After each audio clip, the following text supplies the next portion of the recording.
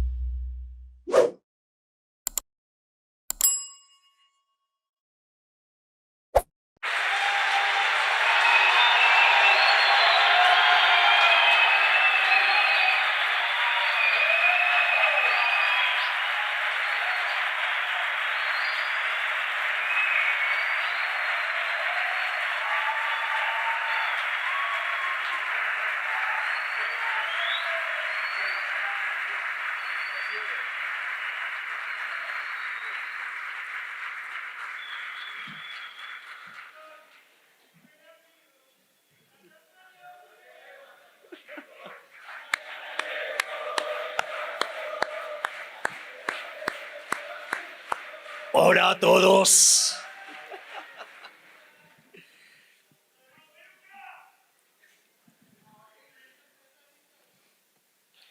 Buenas noches, ¿cómo les va? Miren, en estos minutos, pocos minutos, que me acerque. Hacia atrás. Te falta rock and roll. Ok. Miren, originariamente en el día que hoy nos convoca, iba a estar Javier Milei solo presentándole el libro Agustín. Pero alguien de la organización dijo, no, muchachos, si va a estar Agustín y va a estar Javier, esto se va demasiado a la derecha. Busquen a alguien que sea más progresista. Entonces me llamaron para contrastar, para equilibrar la balanza. Yo empecé dando el combate que doy en el 2014, desde el 2004. Los que me conocen, y ahí veo caras amigas, seguramente se acuerdan. Desde entonces yo tuve la ocasión, el raro privilegio, de que algunos libros míos fueran presentados, Alex, fueron presentados por expresidentes. Fueron expresidentes a asistir a conferencias mías. No me pregunten si civiles o de facto. He recibido correos electrónicos de expresidentes saludando mis libros. Uno de ellos, Fernando de la Rúa, que me sorprendió mucho. Y hoy, con Agustín en Paraguay, dimos una conferencia con el presidente en ejercicio de sus funciones, delante de él, con todo un protocolo. Pero ahora estoy muy nervioso porque nunca di unas palabras delante de un futuro presidente.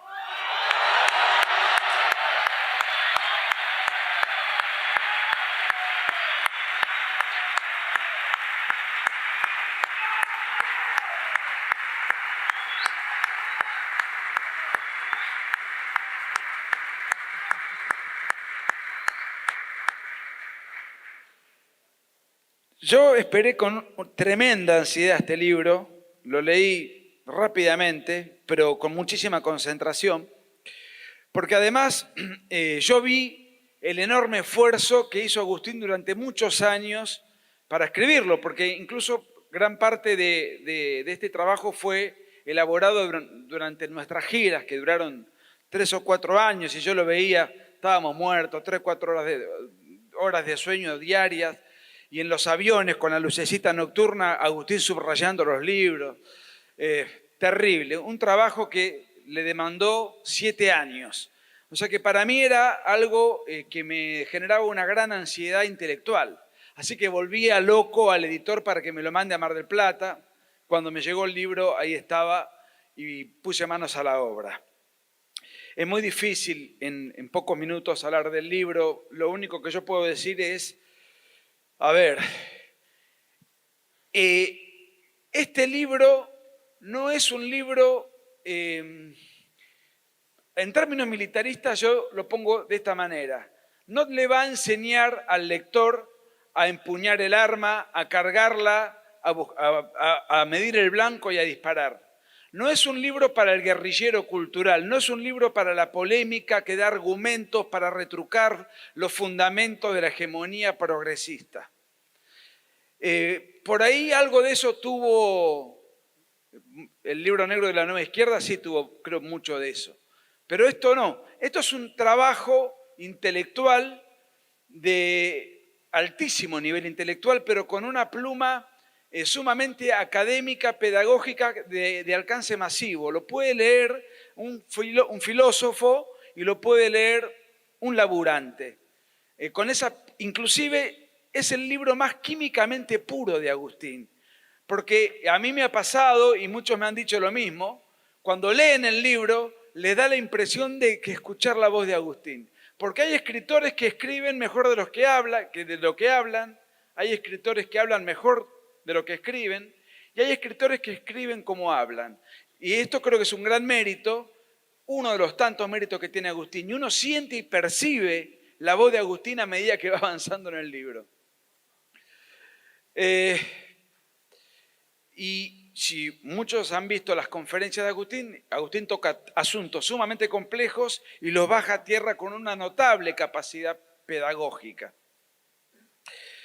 El libro tiene aspectos, yo diría, es un libro que el grueso del libro, yo diría que es de raigambre sociológica, la sociología está presente, pero también está presente mucho la historia, la religión, la filosofía, de la cual Agustín se ha especializado y se sigue especializando, y por supuesto la política,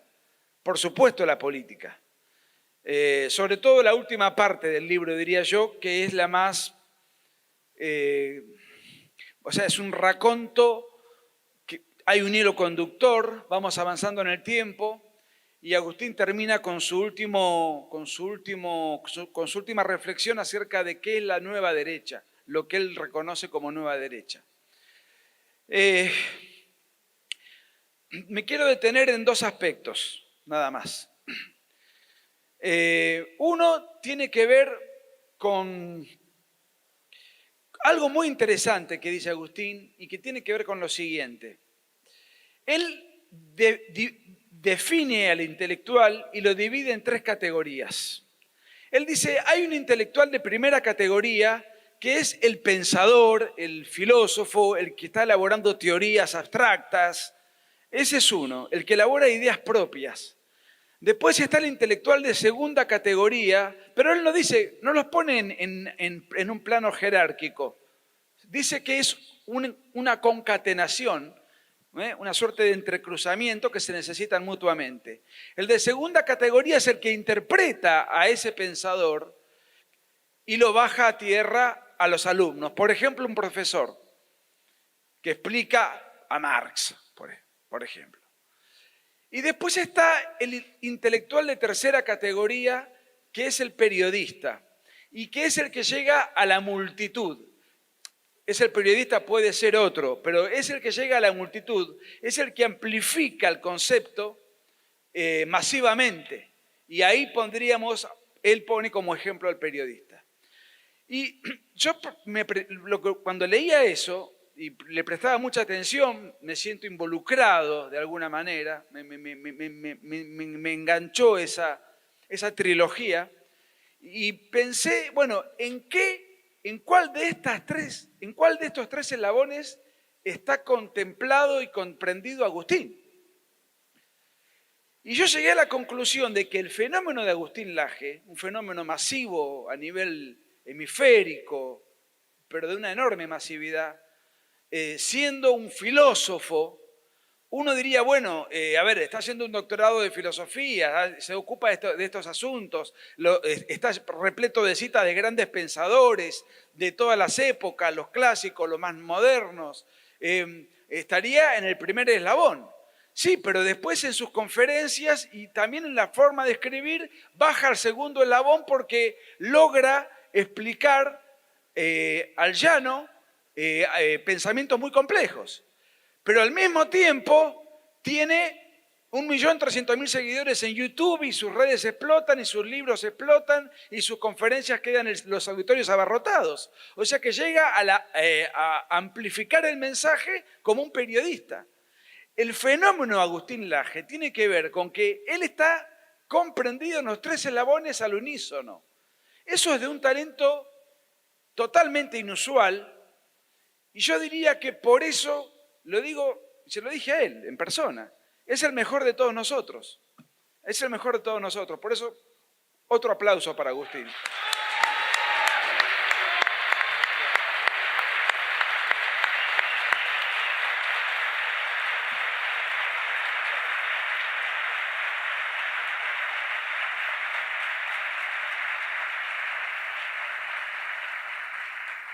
Ustedes saben que yo lo conocí a Agustín cuando Agustín tenía 15 años y ahí nos conectamos, yo lo duplicaba en edad y me parecía su manera de pensar, de reflexionar, las preguntas que hacía, las cosas que charlábamos, me parecían que era un chico con rasgos geniales, con rasgos extraordinarios.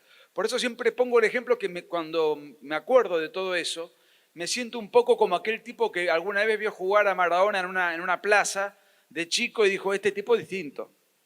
Este tipo es distinto, tiene otras cualidades. Entonces, de alguna manera, esa analogía siento que identifiqué a alguien que era superlativo. Bueno, acá los hechos hablan por sí solos.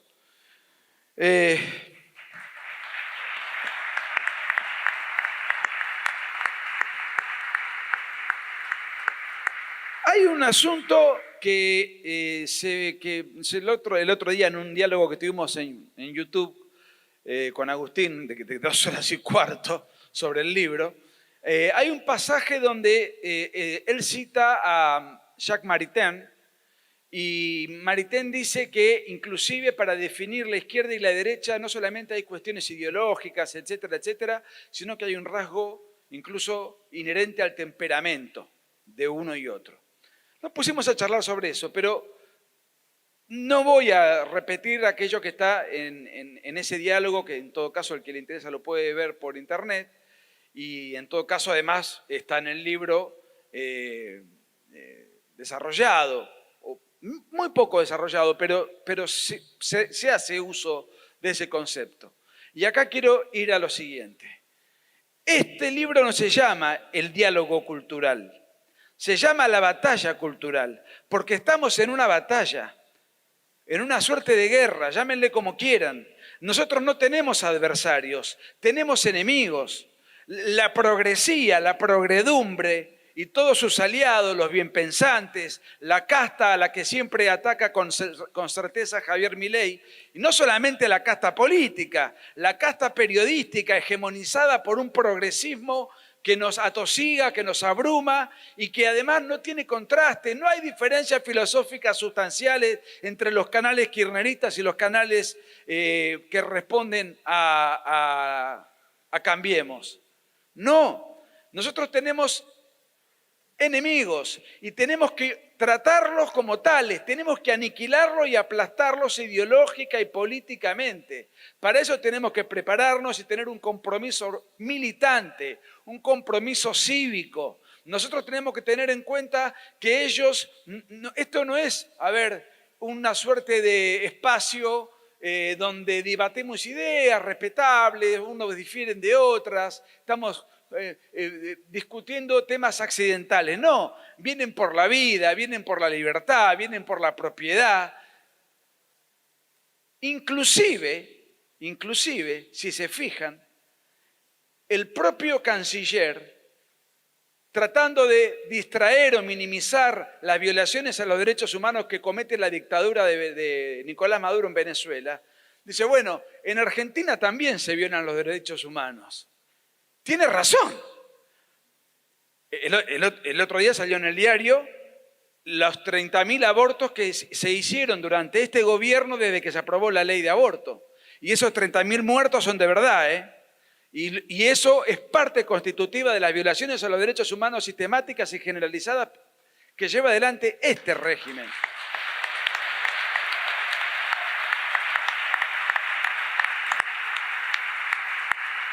Probablemente, seguro que no lo va a mencionar, y quiero decir esto a título personal porque no quiero involucrar ni a Javier ni a Agustín, porque la falacia de asociación siempre está a la orden del día. Esto lo digo yo, lo opino yo.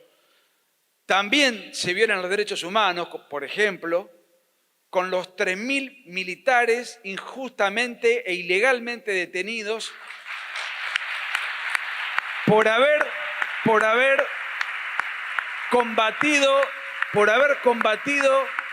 al terrorismo marxista, que fue combatido por una orden y un decreto firmado por el abuelo del canciller, justamente. Miren, hacemos lo que podemos, con más éxito, con menos éxito, con más recursos, con menos recursos, pero con una notable desventaja. La civilización occidental y cristiana está siendo atacada por una embestida globalista de inspiración progresista, muy fuertemente atacada, la civilización occidental y cristiana. Y el principal referente, la principal cabeza, el capitán que debería estar en la primera línea de combate defendiendo la cristiandad, y eso sería de gran apoyo, se dedica a mandarle cartas de elogio a Hebe de Bonafini. Es muy difícil poder llevar adelante una batalla con tantos inconvenientes adentro, ¿verdad? Finalmente, los quiero instigar a lo siguiente, para ir concluyendo. El libro de Agustín es un éxito internacional, es un éxito en Argentina, es un éxito en todos los países donde ha sido editado, por lo menos en todos los países de habla hispana.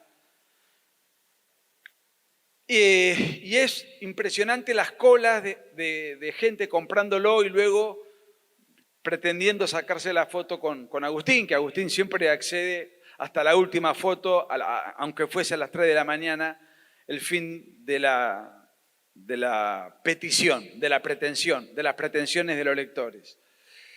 Pero yo me pregunto, ¿después lo leen al libro?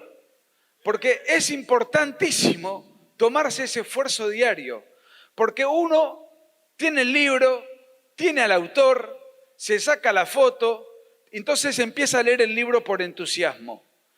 Pero el entusiasmo, por definición, es un envión que tiene fecha de vencimiento. Decía Escrivá de Balaguer que las cosas no hay que hacerlas por entusiasmo, sino que hay que hacerlas por amor. Y en este caso yo digo, ¿por amor a quién? Bueno, podemos discutirlo, pero por empezar, por amor propio. Lean el libro, no lo compren solamente. Léanlo hasta el final. Se van a ver enriquecidos, se van a ver enaltecidos intelectualmente, culturalmente. El bagaje intelectual que van a adquirir es notable. ¿Qué es la batalla cultural? ¿Por qué hay que darla? ¿Cómo era antes? ¿Cómo es ahora? ¿Cuáles son las trampas? ¿Quién está detrás de estas embestidas y de estas agresiones que se presentan como imperceptibles e indoloras? Lean el libro en su completitud. Hay una frase que me gusta repetir, que es de Goldsmith. Goldsmith decía, no sé si Dios existe, pero hay que obrar como si existiera. Bueno, mutatis mutandis. Yo no sé si vamos a ganar la batalla cultural, pero tenemos que obrar como si la pudiésemos ganar. Muchas gracias.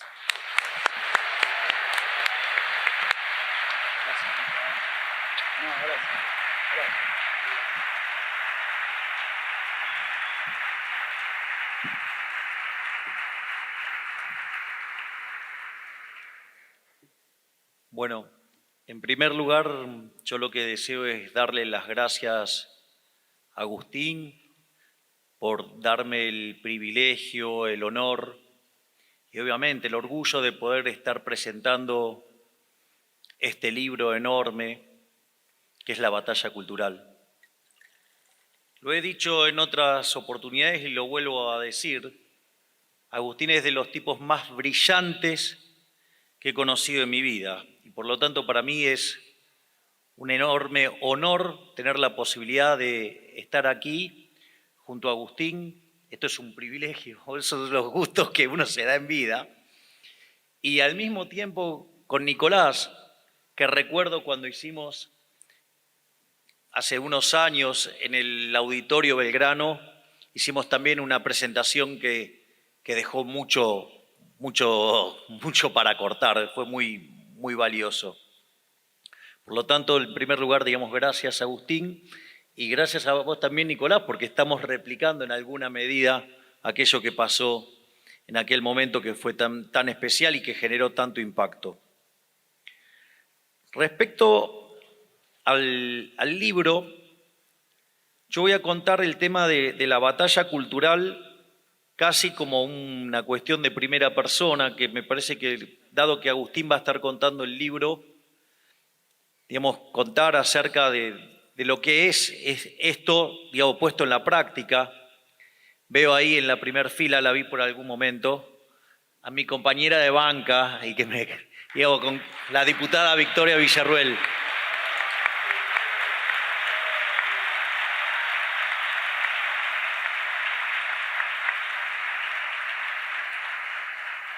Porque le puedo asegurar que no es tan fácil como parece. Pero al margen de cualquier otra cuestión, lo primero que, si nosotros queremos revertir este resultado, lo primero que tenemos que darnos cuenta es que la batalla cultural la perdimos.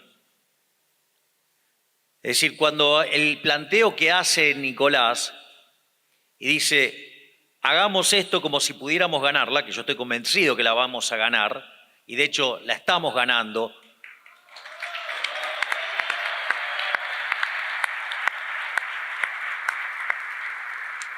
Es muy importante también saber de dónde partimos, saber que la batalla cultural nosotros la perdimos.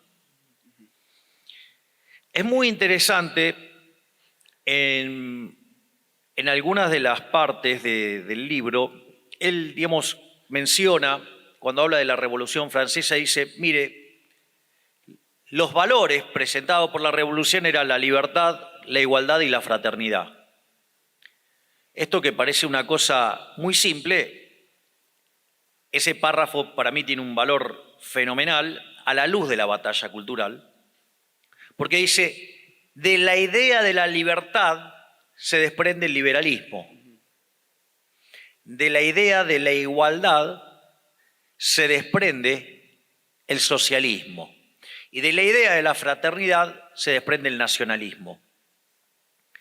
Y esto es clave cuando uno quiere entender la lógica de la batalla cultural. Una de las cosas que, por eso para mí este libro uno lo tiene que leer complementariamente con otro libro maravilloso del queridísimo Axel Kaiser, que se llama La fatal ignorancia. En ese libro, una de las cosas que explica el queridísimo Axel Kaiser, aviso, aclaro, por si hacía falta,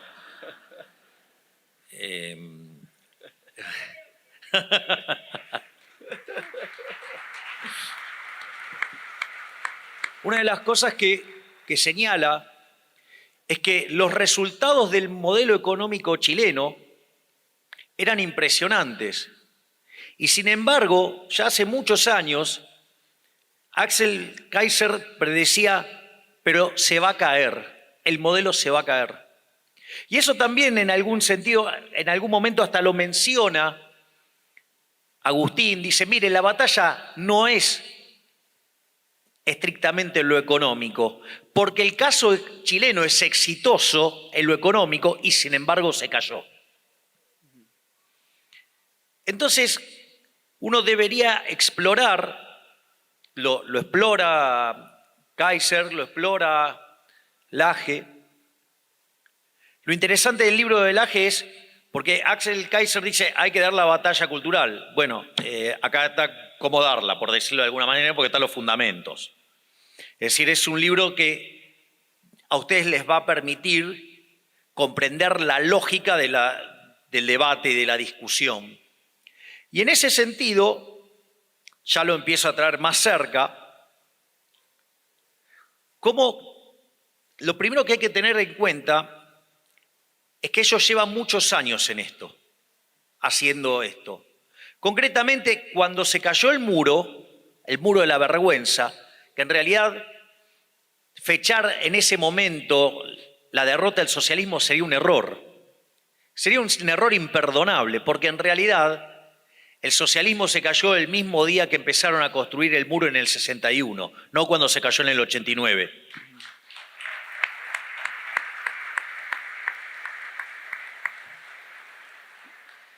Y en ese sentido, cuando se cae el muro, la realidad es que uno de los grandes parásitos del mundo, Cuba, con lo cual digo, empiezo a dar definiciones sobre lo que va a ser mi política exterior.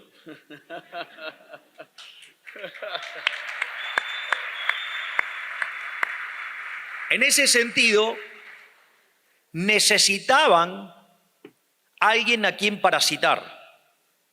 Es decir, la desesperación de Castro era de quién iba a vivir en ese momento.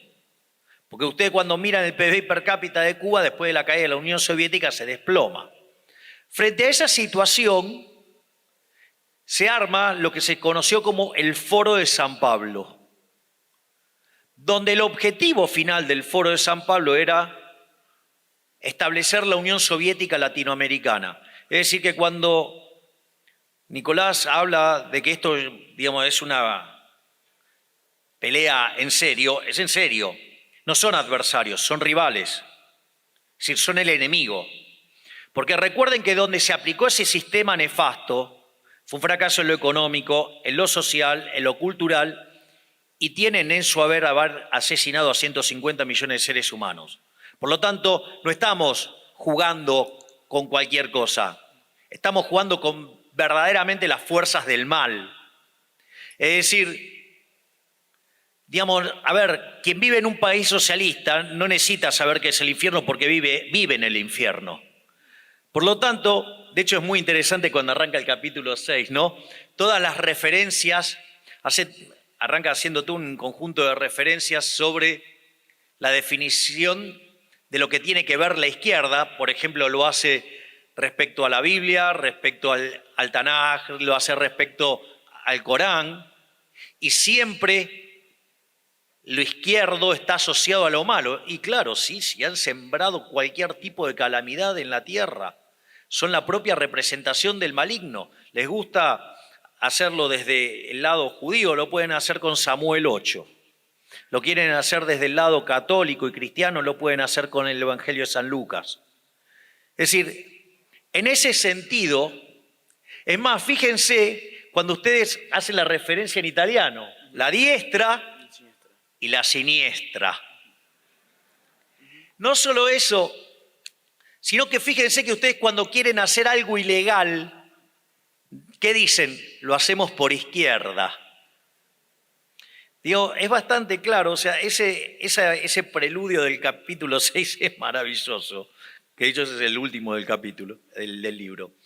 Pero al margen de eso, ahora fíjense que frente a las atrocidades que genera ese sistema, sin embargo ganaron la batalla cultural. Entonces la pregunta es, ¿cómo lo hicieron? Y para eso yo quiero mencionar dos autores que son claves en entender esto. Uno es Gramsci. Porque ¿qué era lo que decía Gramsci? que para que la batalla cultural, para que el socialismo fuera exitoso había que impregnarlo en la sociedad. Entonces, ¿cómo lo hacían? Mediante la educación, mediante los medios de comunicación, mediante la cultura. Y de esa manera van contaminando la forma de pensar de la gente. Se crea la idea de lo políticamente correcto. Fíjense que esto es tan así y ellos han sido tan exitosos, porque esto es lo que hay que comprender, ellos han sido exitosos en esto. Ellos lograron tener de presidentes en Argentina a Néstor Kirchner, a Cristina Kirchner, ahora a Alberto Fernández. En Uruguay a Pepe Mujica, a Tabaré Vázquez. En Chile a Lago, a Bachelet, ahora a Boric. En Perú lo tienen a Castillo. En Venezuela a Chávez, ¿sí? Y a Maduro. Lugo en Paraguay. Evo Morales, ¿sí? En Bolivia. Y López Obrador en México. Es decir que, pero que, digamos, uno lo que tiene que ver es que hay un trabajo previo. Y eso eran 3 etapas, ellos las tienen bien definidas. A veces los menciono en pasado porque hoy es el Grupo Puebla. Pero lo interesante de eso es que son 3 etapas y están muy marcadas además. La primera etapa tiene 90% batalla cultural. Y 10% es meterse adentro del Estado para poder conseguir recursos. La segunda etapa hay un 50% que tiene que ver con la batalla cultural, pero un 50% vinculado, que como ya se metieron adentro del Estado, empezar a avanzar en una agenda regulatoria y de avance sobre los derechos de propiedad. ¿Para qué? Para que avanzando en esa lógica, terminar destruyendo ¿qué? El sistema capitalista. Por lo tanto, la última etapa, ¿sí? Es la etapa de las expropiaciones. Es decir, tienen una agenda muy marcada. En algunos lugares se ve con total claridad. El mejor ejemplo es Venezuela. Venezuela a mediados del siglo XX era de los países más ricos del mundo. Digamos, hoy, gracias al socialismo, lograron, por ejemplo, que le falte petróleo y que el 96% de los venezolanos sean pobres y el 86% o el 80% indigentes. Una maravilla el socialismo, donde va es un desastre. Genera hambre, genera violencia, genera cosas espantosas. Ahora entonces,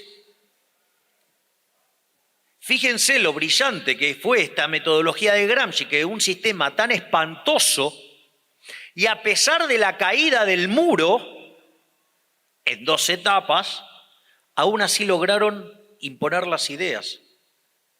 Digo, hay que reconocerles ese logro. Si no reconocemos ese logro, estamos en problema.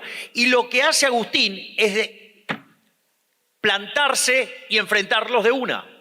Es decir, no hay rodeo, se llama la batalla cultural, ¿sí? Le plantea los elementos.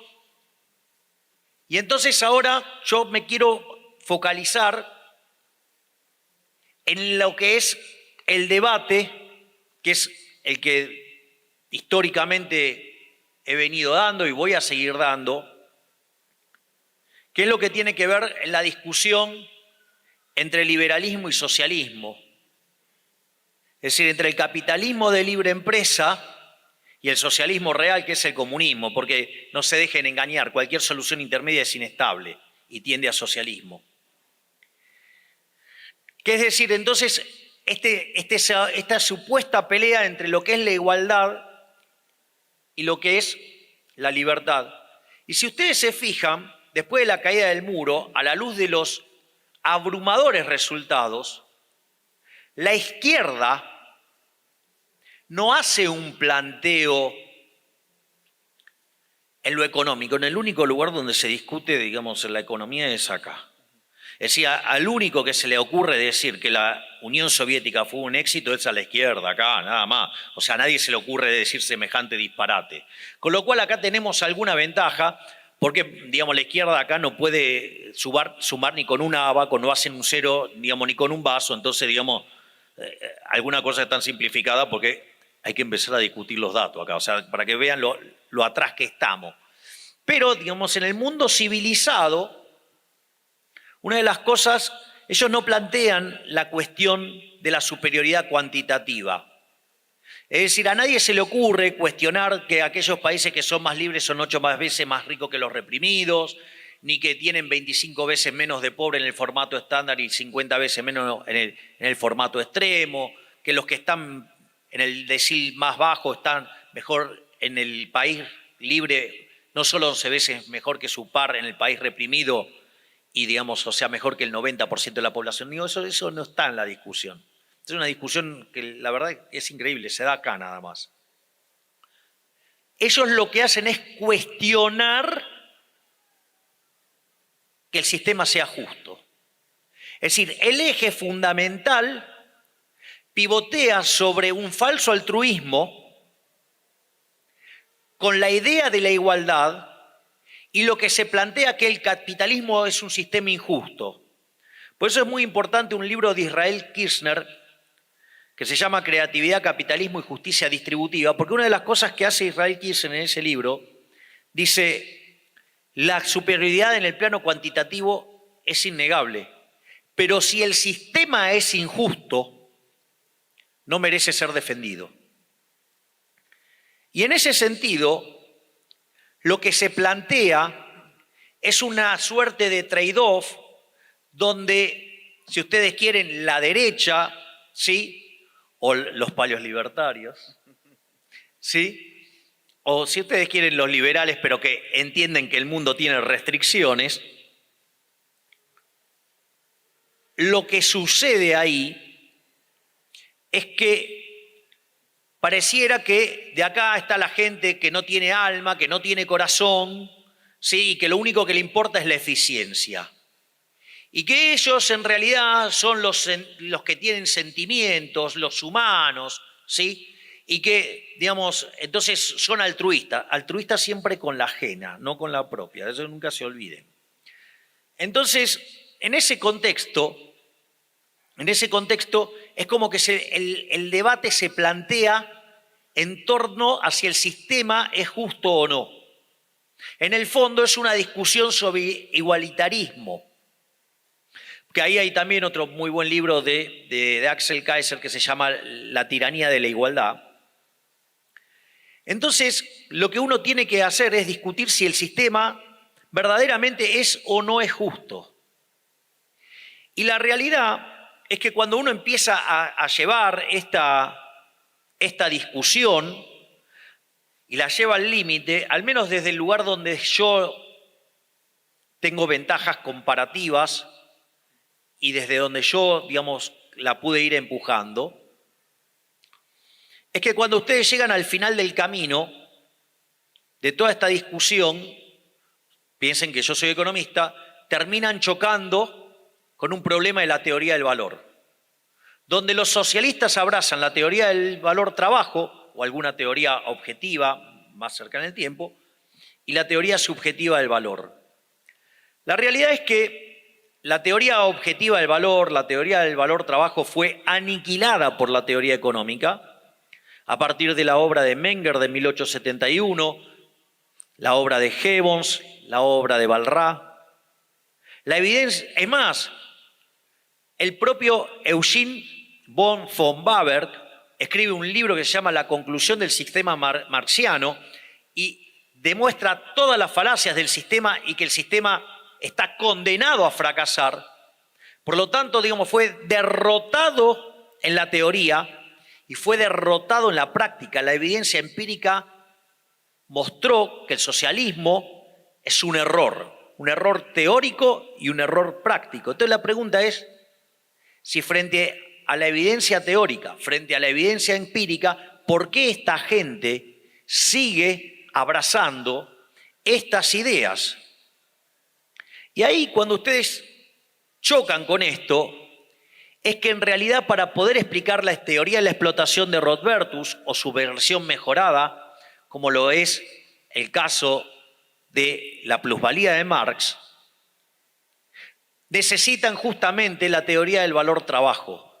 Porque si todos los bienes vienen determinados en su valor por la cantidad de trabajo que tienen, en el fondo no tendrían por qué existir los beneficios. Es decir, explotación para Rothbard, plusvalía para Marx. Y en ese contexto, en el fondo lo que ustedes están viendo es que hay un prejuicio. Es decir, utilizan ese marco justamente para poder derivar estos resultados.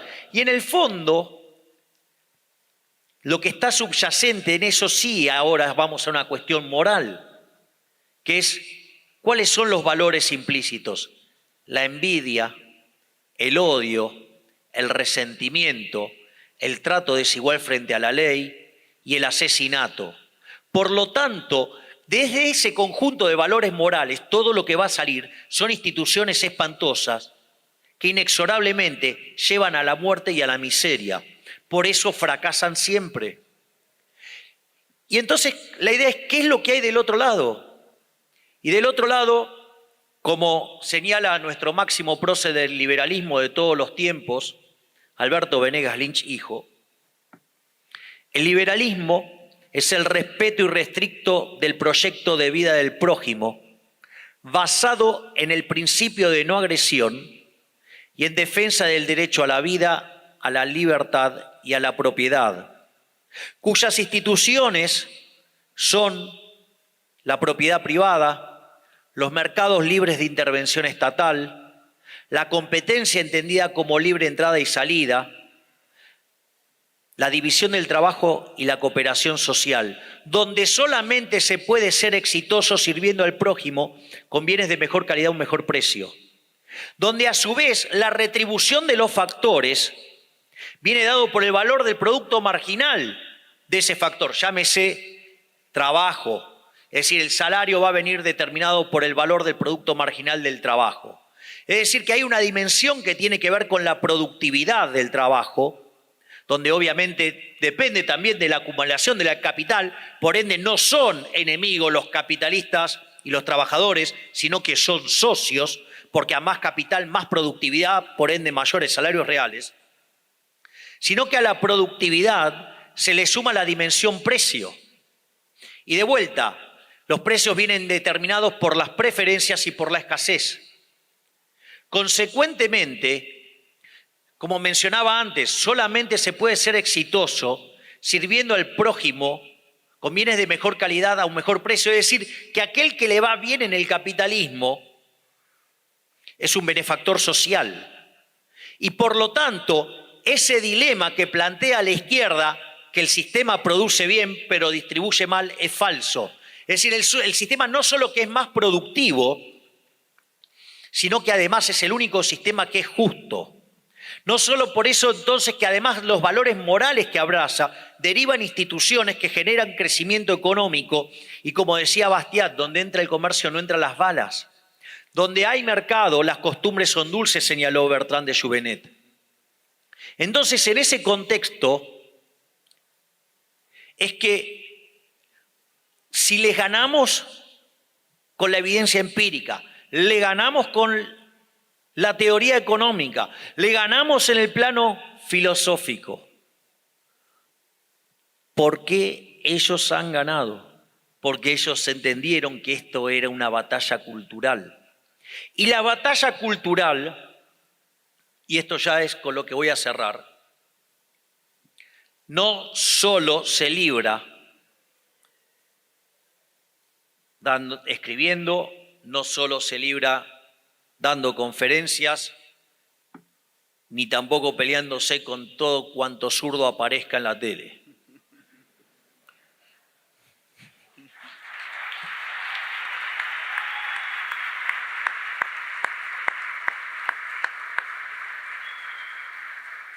Si esa batalla cultural no tiene una parte en la política real, nos van a llevar puestos. Porque ustedes le pueden ganar todos los debates, pero después hacen adentro de la Cámara lo que se le da la gana. Fíjense qué interesante, porque el punto es dos reflexiones. Una es, mire, les voy a contar algo. Mire, la hinchada de Argentina es maravillosa. Grita, color, todo lo que quieran. Pero ¿saben qué? Los goles los hace Messi. Si ustedes ponen la pelota en la mitad de la cancha y se ponen a gritar, por más fuerte que griten, la pelota no se mueve. O cuando llego a la cancha a ver a Boca, los goles lo hacía Palermo. Pero digamos... Pero al margen de eso, no subestimen la batalla cultural.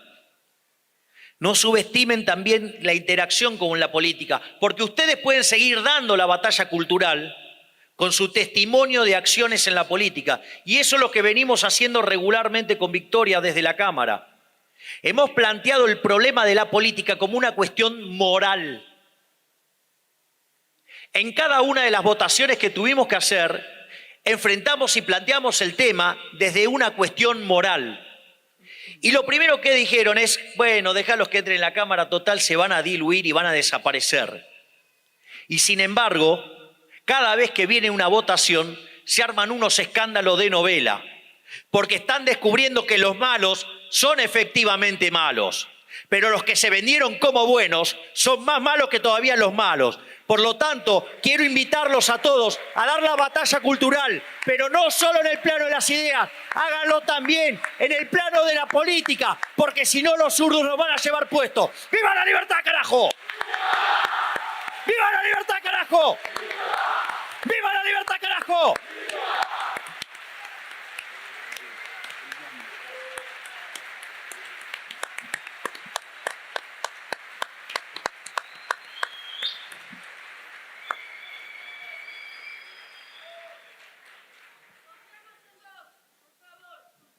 Y yo confío en ustedes, porque si no me ponen los votos...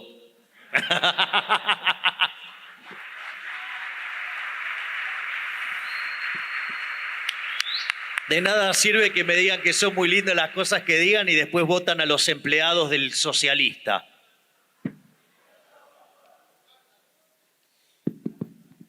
Bueno, muy buenas noches a todos, bienvenidos. Gracias por acompañarnos. La verdad es que es muy emocionante ver cómo en el epicentro del progresismo, que suelen ser las ferias del libro, esto no es una acusación particular, pero suele ser así. El libro ha sido un instrumento hegemonizado por los sectores progresistas y sin embargo hoy la derecha está copando la feria del libro, gracias a todos ustedes.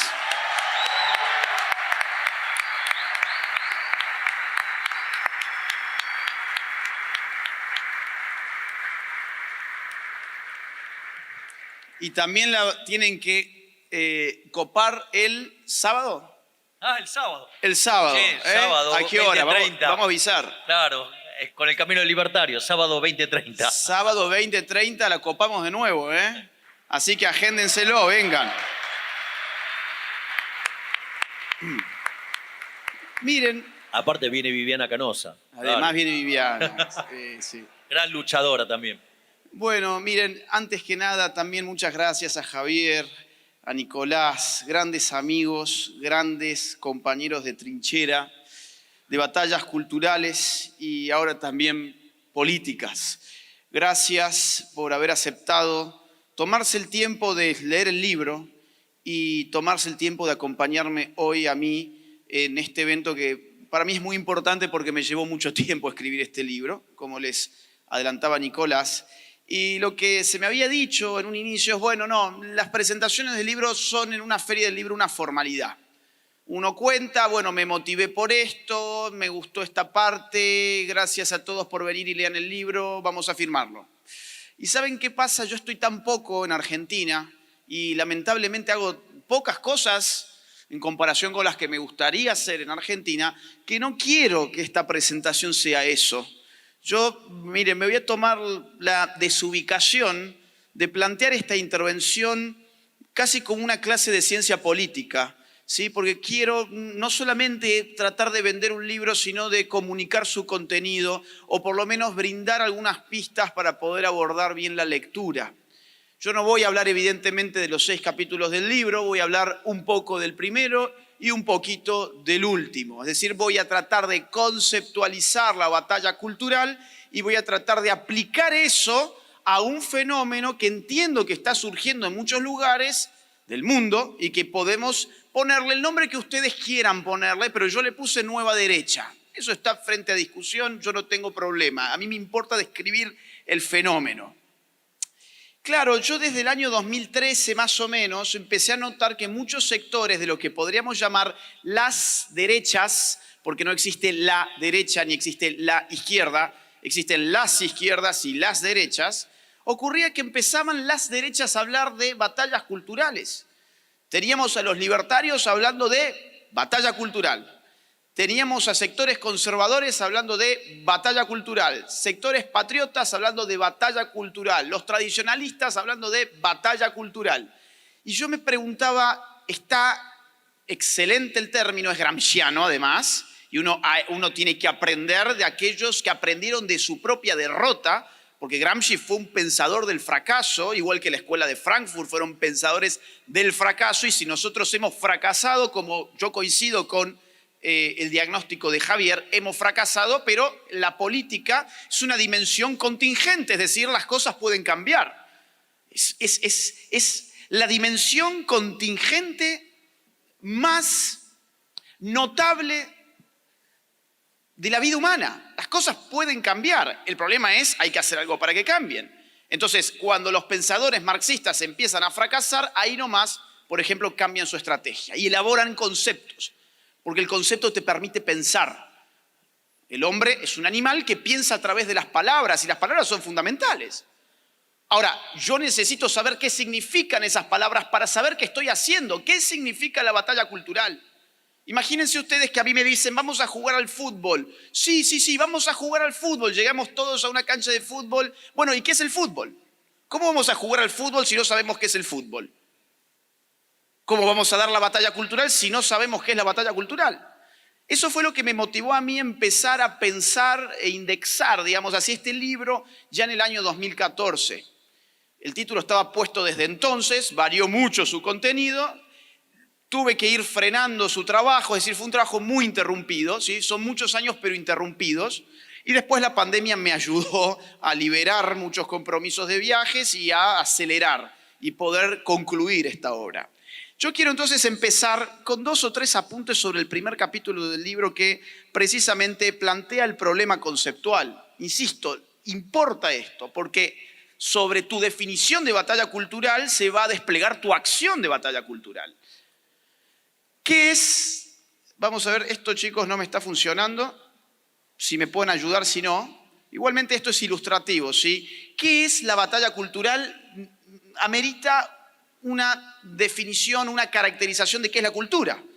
Batalla cultural son 2 términos. Ok, ¿y qué es la cultura? La cultura es un término dificilísimo pero usadísimo. Lo usamos a menudo para decir muchos tipos de cosas muy distintas entre sí. Pensamos que sabemos, pero cuando nos preguntan qué significa ya no sabemos. Eso le pasaba a San Agustín con el tiempo. San Agustín decía algo más o menos así sobre el tiempo. Cuando no me preguntan qué es el tiempo, sé qué es el tiempo, pero cuando me lo preguntan, ya no lo sé. ¿Qué es el tiempo? Hablo todo el tiempo del tiempo. Tengo tiempo para esto. ¿Cuánto tiempo dura aquello? ¿Qué hago en mi tiempo libre? Todos sabemos qué es el tiempo, pero a ver, definímelo. Está difícil. Con la cultura pasa lo mismo. Yo cito un libro de Oxford donde se compilan más de 200 definiciones de cultura. Y yo me he tomado el trabajo de decir, bueno, acá hay en verdad 3 grandes acepciones, ¿sí? Vamos una y otra, por favor, si me ayudan con... A ver, ahí está. Hay 3 grandes acepciones, hay 3 grandes conjuntos de definiciones de cultura. La palabra cultura empieza a utilizarse con frecuencia en el marco de la filosofía ilustrada. Estamos hablando del siglo XVIII. Cultura remite en ese contexto al cultivo, viene de colere. La agricultura, ¿qué es? Es el esfuerzo que hacemos sobre la tierra para que rinda fruto. ¿Y qué es la cultura? Bueno, la cultura es el esfuerzo que hacemos sobre el espíritu humano para desarrollar sus facultades, su inteligencia, su voluntad, sus formas, su gusto, Para los ilustrados, para Kant, por ejemplo, la cultura constituía una jerarquía.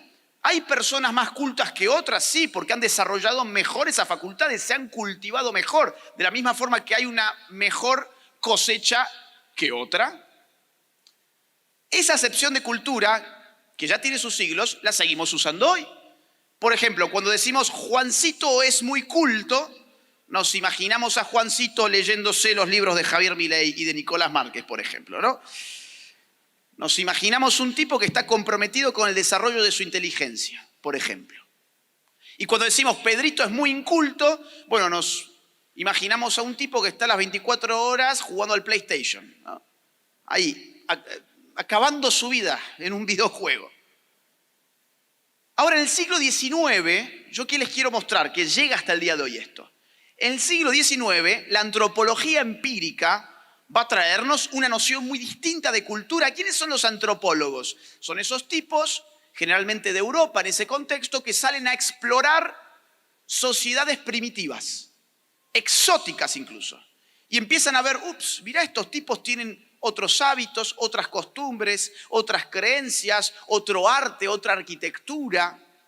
Todo esto es muy distinto. Bueno, vamos a llamarle cultura a todo aquello que no depende de una herencia biológica. Todo aquello que no está dado por naturaleza y está hecho por el hombre, vamos a empezar a llamarlo cultura y la sociología toma esa acepción de cultura. Esto hoy lo seguimos utilizando. Piensen ustedes en la ideología de género. Cuando te dicen, no, bueno, a ver, la sexualidad es una construcción cultural. ¿Qué te están diciendo? La sexualidad no tiene ninguna base biológica, sino que depende de un sistema cultural que la construye, pero la cultura es a su vez construida. Entonces, fíjense cómo esa acepción también llega a nuestro lenguaje cotidiano, sin que nos percatemos de ello. Y en tercer lugar, hay una acepción estética que refiere a los productos de la expresividad humana. Una pintura, un cuadro, un monumento, una obra de arte, una escultura, arquitectura, una pieza musical también. Imagínense ustedes que yo les digo, quiero que me lleven a un paseo cultural. Ustedes no me van a llevar a una verdulería, no me van a llevar a un centro comercial, me van a llevar, por ejemplo, a una galería de arte. Se va a sobreentender. Hay un sobreentendimiento de que yo estoy utilizando esa acepción concreta. Me van a llevar a ver a la arquitectura, la catedral, algún monumento, un paseo cultural, un museo. Entonces, fíjense cómo tenemos tres acepciones distintas, pero las utilizamos con una misma palabra. Y sin embargo, en estas tres acepciones, y esto es lo más difícil de la conferencia, si podemos superar esta dificultad, ya estamos metidos en batalla cultural. En esas tres acepciones encontramos una misma tensión constitutiva de la palabra. Hay una tensión en una palabra que nos aparece al mismo tiempo como estructurada y estructurante, como creativa y condicionante. El hombre toma conciencia, yo hago la cultura, pero la cultura hace en cierta medida al hombre. Entonces, ¿cómo se me muestra eso? Como poder. Si la cultura es un condicionamiento inevitable en tu vida, porque el hombre es un animal de cultura, pues entonces modificar la cultura modifica el comportamiento. Estamos hablando de poder. El mundo moderno descubrió eso, a diferencia del premoderno, que la cultura estaba dada automáticamente. El mundo moderno dice, esto es maleable, yo puedo cambiar valores, yo puedo cambiar normas, yo puedo cambiar las creencias, los mitos, los ritos, la historia, y genero ¿qué? Un tipo de control social distinto. Ustedes piensen el poder en estos términos, como la probabilidad de imponer mi voluntad sobre otro. Yo aumento esa probabilidad de acuerdo al tipo de fuente de poder que yo utilice. Vamos a suponer, tengo acá un arma, perdón Karina que te ponga como ejemplo, pero te tengo al frente justo. Digo, yo quiero que Karina Milei haga esto. Y Karina está desarmada. Impongo mi voluntad, aumento mi probabilidad de que Karina cumpla mi deseo de hacer X. ¿Por qué? Porque yo estoy armado y ella no. Y ella quiere conservar su vida. Yo tengo un poder armado sobre ella. O yo bien puedo decir, mira, Karina, ¿sabes qué? Tengo acá $100.000 y quiero que hagas X. Yo estoy aumentando mi probabilidad. No digo que ella lo vaya a hacer o no. Ella puede morir, por ejemplo. Vamos a suponer, por Dios, ¿no? Yo quiero que blasfeme y ella es Tiene mucha fe. Bueno, ella está dispuesta, digamos, yo no pude cruzar eso. No, nunca Igual una nota de color, a las valijas ya les ganamos.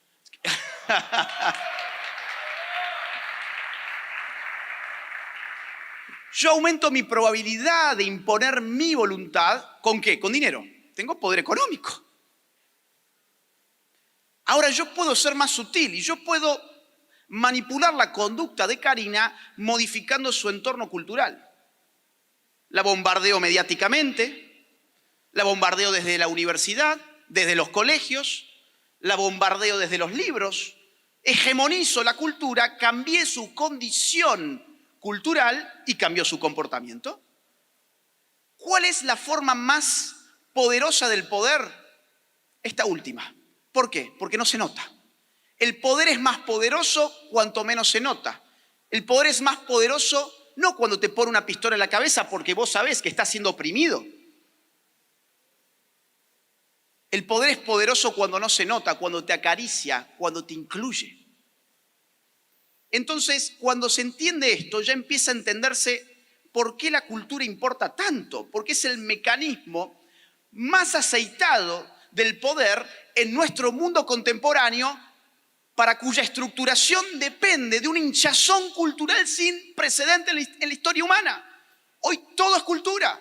La cultura fluye a través de redes sociales, a través de las pantallas, a través de internet, a través de los medios de comunicación. Nunca hemos estado tan sujetos a un mundo enteramente cultural, hasta tal punto que hemos negado nuestra naturaleza y queremos salvar la otra. Es paradójico. Hemos negado la naturaleza humana, pero queremos salvar la Pachamama. Queremos rendirle pleitesía a Greta Thunberg. Entonces, la batalla cultural va del poder. La batalla cultural es política, porque atiende a las magnitudes específicas del poder hoy. La batalla cultural tiene tres características, que yo creo que cuando aparecen ya podemos decir estamos frente a batalla cultural. Voy a ir bien rapidito. Primera característica, el medio y el fin coinciden. Y el medio y el fin se llaman cultura. Claro, ¿cuál es el fin de la batalla cultural? Pues la cultura, el dominio de elementos culturales. ¿Cuáles son esos elementos culturales? Bueno, creencias, normas, costumbres, historias, ritos, lenguaje. Esto lo saben perfectamente nuestros adversarios, por eso están tan desesperados por incluso modificar el lenguaje. La batalla cultural va a esos puntos, pero no lo hace con un arma ni comprando necesariamente, como habíamos dicho recién. Lo hace a través de los vehículos culturales. ¿Cuáles son los vehículos culturales? Los hemos mencionado también. Medios de comunicación, redes sociales, escuelas, universidades, think tanks, iglesias, familias, los vehículos de la socialización primaria, secundaria, donde la cultura se crea y se reproduce o se niega. Entonces, en la batalla cultural, fin y medio coinciden. Yo quiero dominar la cultura a través de la cultura. Yo quiero dar un combate sobre la cultura, no con armas, porque eso sería ya una batalla armada, muy distinto. Segundo punto, en una batalla cultural se juega un fin de magnitud, un cambio de paradigma, hay un conflicto de magnitud. Claro, podemos decir, hay una cierta rivalidad en todos los países entre la capital federal y la gente del interior, por el acento, por las normas, por las costumbres. Sí, pero eso no es una batalla cultural. Ah, pero hay un conflicto cultural, sí, pero no es de magnitud. De ese conflicto no depende el poder. Ah, pero también hubo un conflicto entre la música electrónica y el rock. Y eso es un conflicto cultural. Sí, es un conflicto cultural, pero no es un conflicto, digamos, que tenga consecuencias sociopolíticas. Por lo tanto, ahí no hay una batalla cultural. Y en tercer lugar, la batalla cultural tiene siempre un componente de conciencia. ¿Qué significa esto? Que dar una batalla cultural es saberse dándola. Dar una batalla cultural es saberse dándola. Yo no la doy así, digamos, en el vacío. Yo tengo una estrategia, tengo tácticas, hay liderazgos, hay plazos. Piensen ustedes en la Agenda 2030 de la ONU. Eso es batalla cultural pura y dura. ¿Cuándo la escribieron? En el año 2017. ¿Por qué se llama 2030? Porque es el plan de ingeniería política, económica y cultural que tiene Naciones Unidas para cumplirse más tarde, según ellos, en el año 2030. Hay plazos, hay un plan, hay un proyecto. Si estos tres elementos aparecen, podemos hablar de batalla cultural. Esa es la propuesta del libro. Vamos a la próxima. Vamos a la próxima, por favor. Por ahora me voy a voy a hacer un análisis muy rápido, ¿sí? Porque no quiero tampoco agotar con el tiempo. Pero voy a hacer... Ok. Miren, algo Javier adelantó. ¿Qué ha pasado con las izquierdas y las derechas en la batalla cultural? La verdad es que las izquierdas lo han entendido hace más o menos un siglo. Gramsci, estamos hablando de sus cuadernos de la cárcel a fines de la década del 20, del siglo pasado. ¿Sí? Nosotros estamos hablando hoy acá, esto en el año 2022. Pero no importa, es decir, llegamos, empezamos. ¿Qué es la izquierda? ¿Qué es la derecha? Término dificilísimo en la filosofía política. Dificilísimo. Yo creo que la mejor forma para entender esto, y es la propuesta del libro, es la siguiente. Derecha e izquierda equivalen a conflicto social y armonía social. La izquierda es una máquina de agudizar conflictos sociales que dependen de una noción muy curiosa que tienen las izquierdas, y es que toda desigualdad engendra una jerarquía y toda jerarquía engendra opresión. Y la derecha, ¿qué dice? No, oiga, a ver, primero que nada, no toda desigualdad engendra una jerarquía, y en segundo lugar, no toda jerarquía es una opresión. La jerarquía puede estar al servicio orgánicamente de esa misma relación social. Ejemplo, un padre y su hijo. ¿Hay poder ahí? Sí, claro. ¿Hay desigualdad? Sí, claro. Uno tiene poder, el otro no, hasta tal punto que cuando el niño supera la mayoría de edad decimos se emancipó. ¿Cómo leería esa desigualdad un izquierdista? Diría, bueno, ves, como hay desigualdad, hay jerarquía, y como hay jerarquía, el padre es el opresor y el hijo es el oprimido. ¿Y qué diría la derecha? Hay una jerarquía, pero esa jerarquía es valiosa, porque es funcional, porque está puesta al servicio del propio niño que necesita de esa autoridad en ese momento específico de su vida. Y lo mismo podemos decir del capitalista, que Javier Milei lo dijo recién, con su empleado. ¿Hay una jerarquía? Bueno, claro que sí. ¿Hay desigualdad? Claro que sí. La desigualdad es inevitable. No hay sociedad igualitaria, ni siquiera las comunistas. Es imposible. Imagínense ustedes que, a ver, no vamos a la sociedad. Acá somos más de 1000 personas. Imagínense que yo digo, voy a ser la autoridad de este lugar, la autoridad política, voy a expropiar a cada uno de ustedes, yo voy a quedar con todo ese ingreso, pero efectivamente lo voy a repartir igualitariamente. Y realmente nos voy a igualar a todos nosotros. Voy a ser además un comunista bueno. Es decir, voy a hacer bien mi trabajo, no me voy a quedar yo con nada. Lo voy a simplemente ejecutar. Y cada uno de ustedes va a salir hoy con el mismo dinero que el que tienen al lado, en el bolsillo. Basta 5 minutos para que esa relación igualitaria se desplome.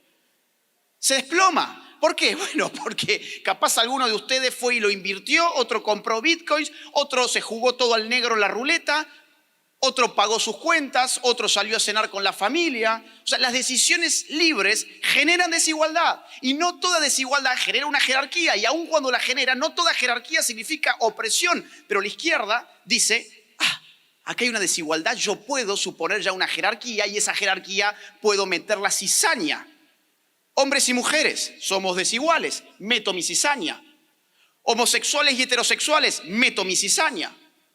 Indígenas contra el hombre blanco europeo colonizador, meto mi cizaña. Constantemente. Ahora hasta con gordos y flacos.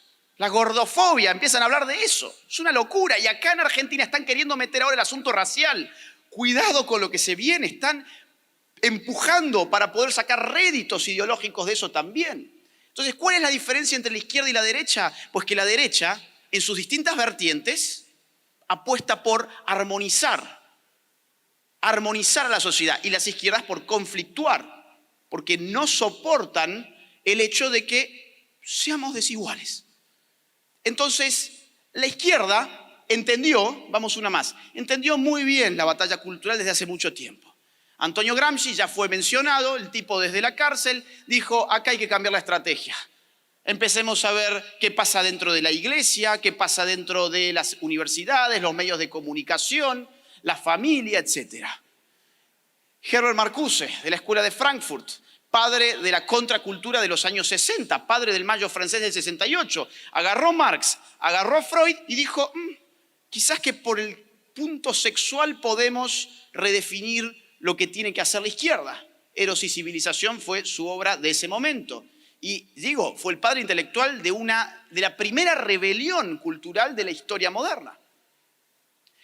Michel Foucault, hijo del Mayo francés, sobre todo en su etapa genealógica, el tipo va a elaborar una microfísica del poder y va a decir, oiga, no, el poder no está allá en el Estado, no es la gran industria, el poder está en la relación social individual, particular, allí abajo, vos con tu papá, sí, vos con tu papá tenés una relación de poder, vos acá con tu médico tenés una relación de poder, el cura con el laico tiene una relación de poder, y empezó a ver en toda relación social poder, porque toda relación social implicaba una desigualdad y había allí una opresión. Hoy Foucault es el ídolo de la progresía contemporánea.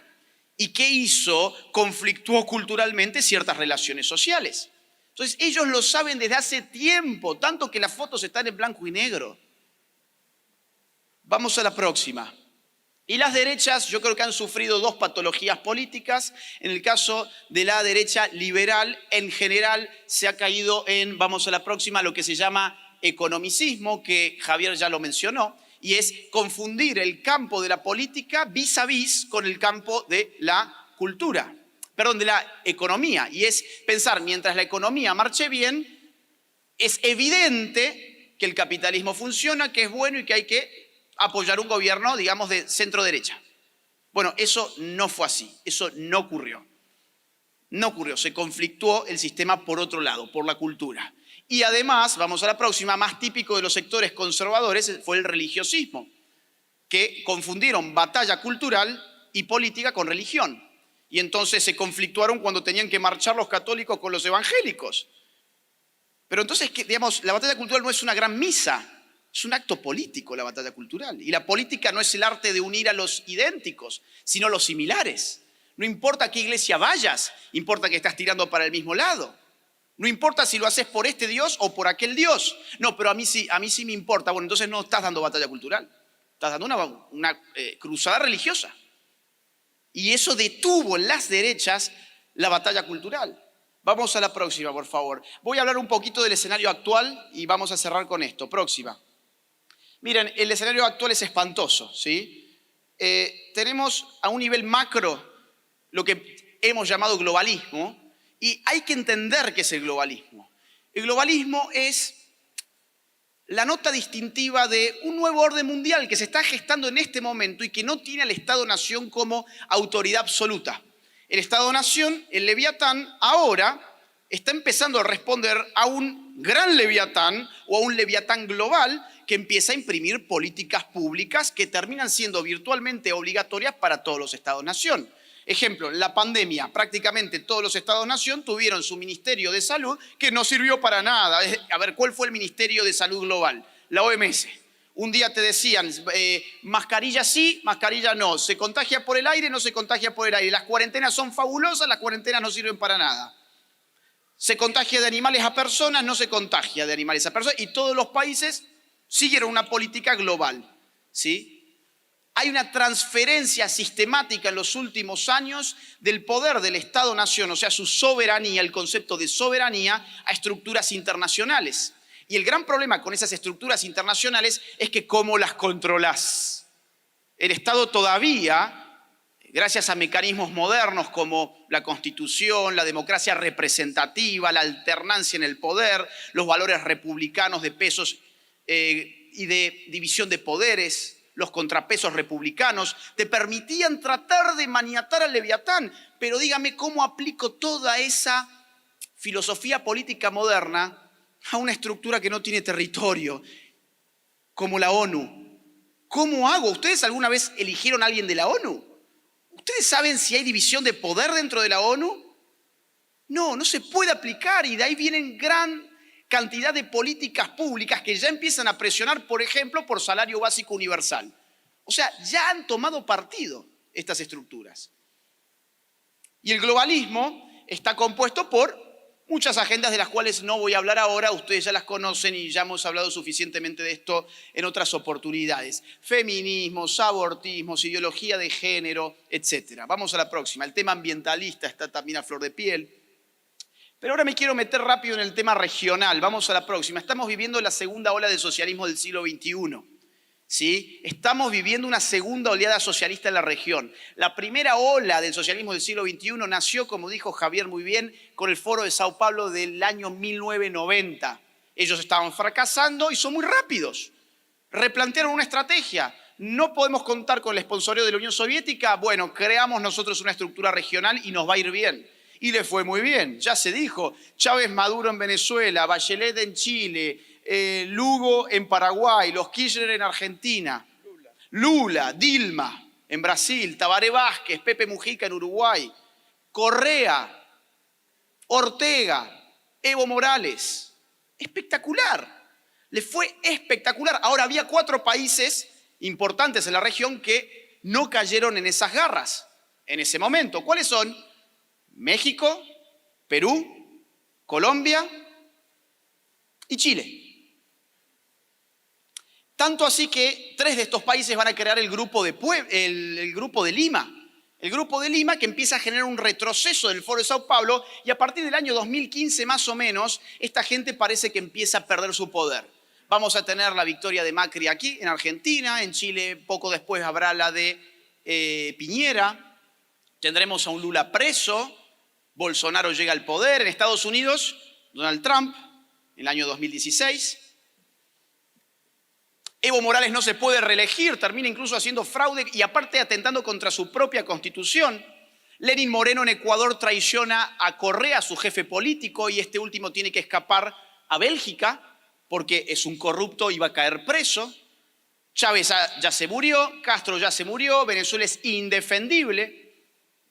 Parece que la izquierda retrocede, pero la izquierda se reconvierte muy rápidamente. Es como un ave fénix. Vamos a la próxima. Tanto se reconvirtió que el Grupo de Puebla, apareció en julio del año 2019. ¿En dónde? En México. ¿Por qué en México? Porque ahí apareció la esperanza, que fue la victoria de López Obrador en el año 2018. Y dijeron, aquí hay otra esperanza, que es un monigote llamado Alberto Fernández, que es un tipo que va a encabezar a la izquierda regional porque ya sabemos que gana la elección. Ya pasaron las PASO, ya sabemos que Macri no tiene oportunidad, este va a ser nuestro alfil. Y lo ponen como presidente del grupo y empiezan a rearmar esa izquierda con una nueva cara, el Grupo de Puebla. Ya en octubre del año 2019, ese mismo año, tenemos revueltas indígenas en Ecuador tan fuertes que terminan generando la huida del gobierno desde Quito a Guayaquil. Se tuvo que mudar el gobierno a Guayaquil. Una semana más tarde, en Chile, explosión social por un aumento de 4 centavos de dólar del metro. Con lo que nos aumentan acá las cosas, ¿se imaginan si tuviésemos que hacer explosiones sociales aquí? Es decir, no habría nadie en pie. Pero allá explotó. Y Piñera empezó a conceder, ¿querés más impuestos para las clases medias, altas y altas? Te los doy. Bueno, no, quiero un poco más. Bueno, ¿querés más redistribución? Te la doy. No, quiero un poco más, quiero más. Salario mínimo más alto, te lo doy. No, ahora quiero la Constitución. Ahora quiero la Constitución. ¿Cuál fue el final de Chile? Todavía no lo conocemos, pero esa Constitución es un espanto. Vamos a ver si se aprueba o no.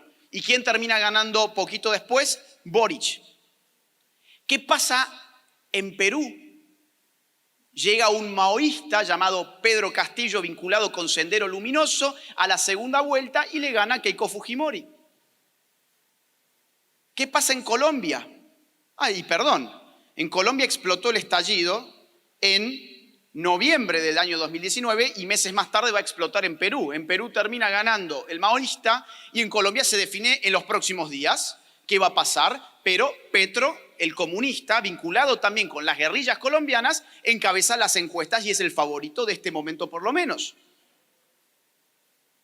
Fíjense ustedes, ¿cuáles eran los 4 países que dijimos que no habían caído en la primera ola del socialismo del siglo XXI? Chile, Perú, Colombia y México. Los 4 hoy, salvo Colombia que está por verse, digamos, los tres ya son socialistas y Colombia está en un problema muy serio.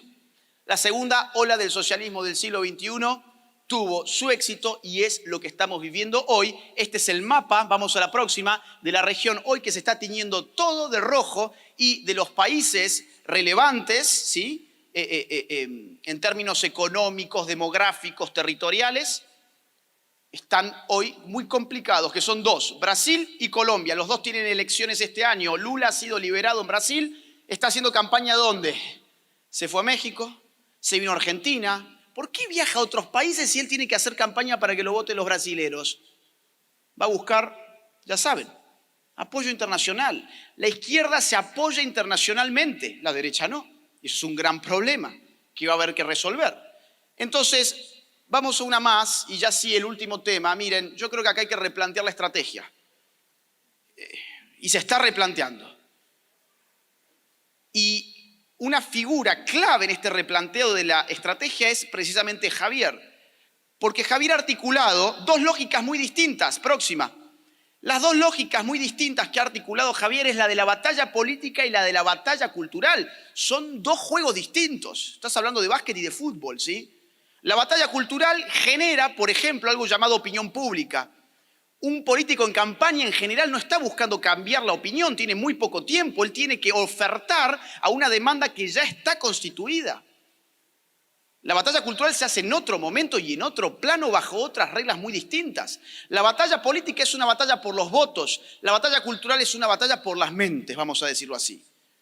Si nosotros solamente damos batalla cultural y no tenemos a nadie para poner después en la política, ¿qué ocurre? Sí, muy lindo, cambiemos la opinión pública, pero vienen en unas elecciones un grupo de personas y te dicen, no, nosotros también somos liberales y vamos a bajar los impuestos. Se terminaron las elecciones y te subieron los impuestos. Es decir, te prestás al engaño. O te dicen, yo voy a defender la vida del no nacido. Pero cuando necesito tapar mi caos económico, te abro el debate del aborto para salvar mi gobierno. Y no lo salvo nada.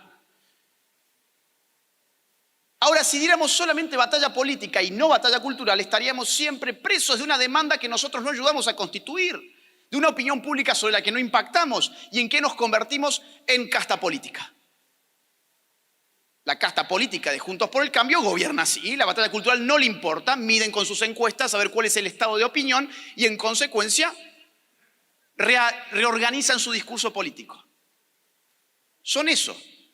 En cambio, lo que voy a denominar ahora, sí para cerrar, nueva derecha, articula las dos lógicas. Batalla cultural, batalla política. Hay quienes están para dar la batalla cultural, hay quienes están para dar la batalla política y hay quienes están para dar ambas, como el caso de Javier, que de hecho da un salto de la batalla cultural a la batalla política.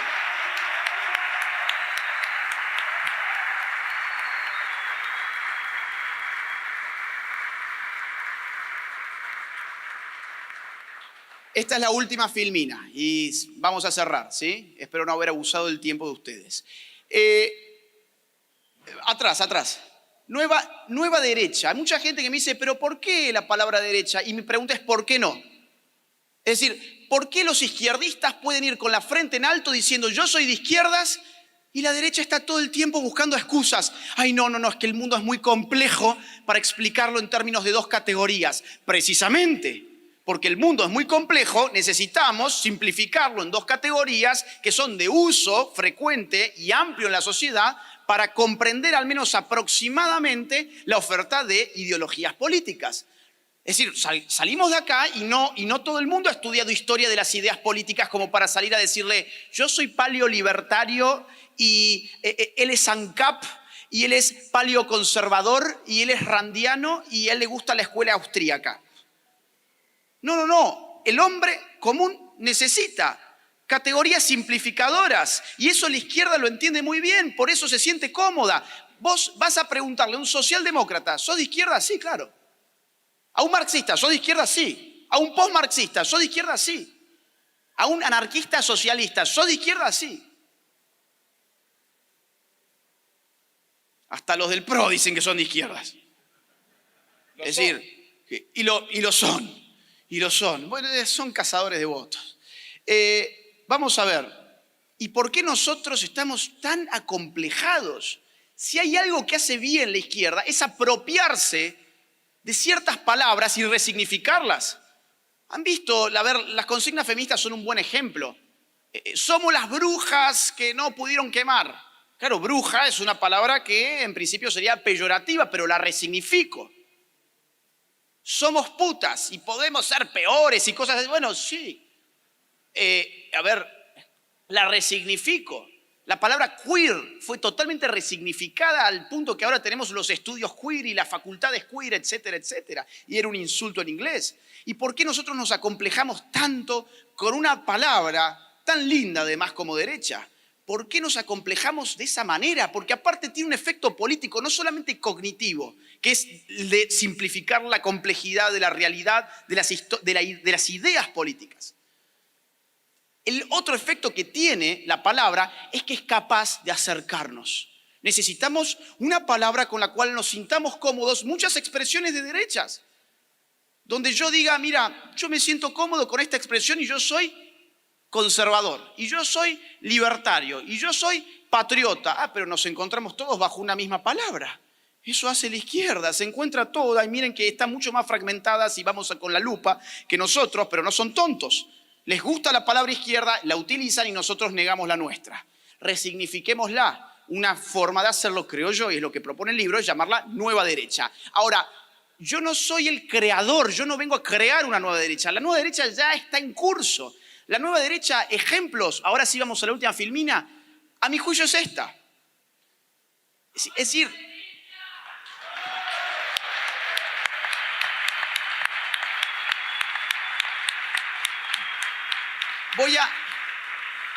voy a mencionar algunas particularidades muy rápidas, ¿sí? Toda esta gente tiene algo en común, varias cosas en común. Primero que nada, a ver, por si no los conocen, Abascal, de Vox, Bolsonaro, de Brasil, Trump en los Estados Unidos, el señor que está acá sentado, José Antonio Kast, en Chile, y podríamos haber agregado quizás a Rafael López Aliaga en Perú. Claro, son distintos tipos de derechas, pero cuando uno pone la lupa y se fija quiénes están acá adentro, te empezás a encontrar libertarios, no progresistas, conservadores, no inmovilistas y patriotas no estatistas. En distintas proporciones, yo no voy a decir que es una mezcla perfecta, pero cuando uno hace la lupa encuentra, primero que nada, una articulación entre esos sectores. Y cuidado, una articulación no es lo mismo que una alianza. La alianza la definía muy bien Lenin. Golpear juntos, marchar separados. No somos lo mismo, no nos mezclamos. Ahora tenemos un enemigo común, le pegamos, pero al día siguiente yo ya no estoy con vos. Eso es demasiado pasajero. La articulación es otra figura. En la articulación nos confundimos, nos enriquecemos. Confundirse en el sentido de fusionarnos. Nos entendemos, valoramos lo que la otra posición tiene para dar. ¿Cómo articulamos estas posiciones tan distintas? Reconociendo lo que tiene de fortaleza cada posición. ¿Cuál es la fortaleza del libertario? Su antiestatismo. Esto es como un equipo de fútbol. Yo quiero a mi delantero. Bueno, yo quiero a mi libertario en la nueva derecha que sea quien le ponga un límite muy claro al Estado. Quiero ese tipo en mi equipo. ¿Cuál es su máxima virtud? La economía. Pero además que concibe la libertad amenazada históricamente por el Estado. Entonces me va a controlar al Leviatán, lo va a reducir. Quiero ese tipo. El conservador, ¿cuál es su virtud? Pues que entiende mejor que nadie que las cosas valiosas en la vida tardan mucho tiempo en hacerse y muy poco tiempo en destruirse. Las cosas valiosas de verdad, necesitan de tiempo, necesitan de generaciones que se vayan enseñando mutuamente. La civilización depende de esa antorcha que se va pasando de una mano en otra, pero se puede destruir en un segundo. Y el conservador es el primero que te dice, ups, mira, esto del feminismo no me gusta nada. Acá hay un problema. Y quizás las otras posiciones dicen, ay no, pero estás exagerando, ¿no? Y después terminamos dándonos cuenta que, por ejemplo, hoy el conservador le podría decir al libertario, fíjate cómo terminó en estatismo el feminismo. Tenemos burócratas y parásitos vendiéndonos ideología de género con nuestros impuestos por doquier. Nos condicionan la educación de nuestros hijos, la libertad de culto, la libertad de expresión, hasta en INADI te controlan el lenguaje, y todo eso con una teoría llamada, en este caso, ideología de género. Yo quiero ese tipo en mi equipo porque prevé estas cuestiones intangibles y son muy importantes. ¿Y el patriota qué me da? Y el patriota es el que mejor ve el peligro globalista. Es el que mejor está mirando, esto de la Agenda 2030 no me gusta nada, vamos a estudiarlo. Este crecimiento de los organismos internacionales que no son otra cosa que leviatanes articulados entre sí, no me gusta nada. ¿Por qué? Porque está poniendo en peligro la soberanía de mi nación y en algún momento yo no voy a tener ni siquiera dónde exiliarme, podría decir el libertario. Yo quiero ese tipo en mi equipo también. ¿Cómo nos juntamos? Reconociendo lo que el otro tiene para dar. Pero tenemos que hacerlo, tenemos que reconocerlo. Esta gente lo hizo. Fíjense que además todas estas personas se han desembarazado de algo. Han cortado radicalmente con lo que podemos llamar la vieja centro-derechita cobarde y el centrismo bien pensante. ¿De quién se despega Abascal? Vox. ¿De quién se despega? Del PP, que se estaba corriendo hacia la izquierda sin freno. ¿De quién se despega Trump? Del establishment del Partido Republicano, a tal punto que él crea su propia línea interna, MAGA. ¿De quién se despega Kast? Del piñerismo. El piñerismo termina saliendo cuarto. ¿De quién se despega López Aliaga en Perú? Del fujimorismo. ¿De quién se despega Javier Milei en Argentina? De la mentira de que por el centro se puede combatir a la izquierda dando tu voto a Juntos por el Cambio.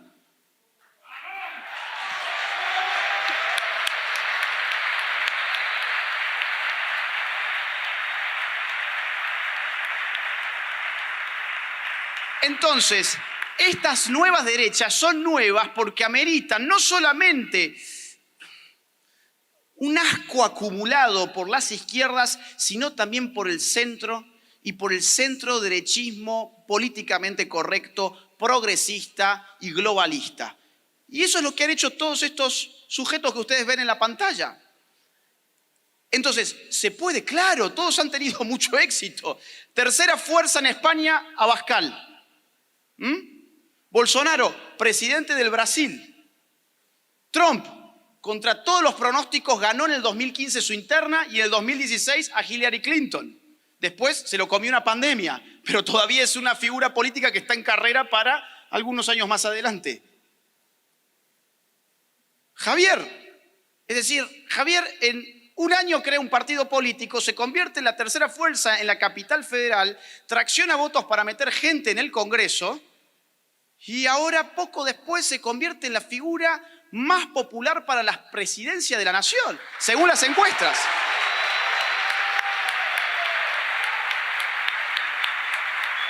Miren, y José Antonio Kast no aparecía en las encuestas. Y en un contexto tan difícil como el de la nueva Constitución chilena, el tipo gana la primera vuelta. Es decir, la gente está pidiendo esto. Hay un espacio político real, de demanda real, para que la derecha, cuando tenga de verdad huevos, aparezca. Y cuando aparece, le va bien. Entonces, ahí hay que apostar.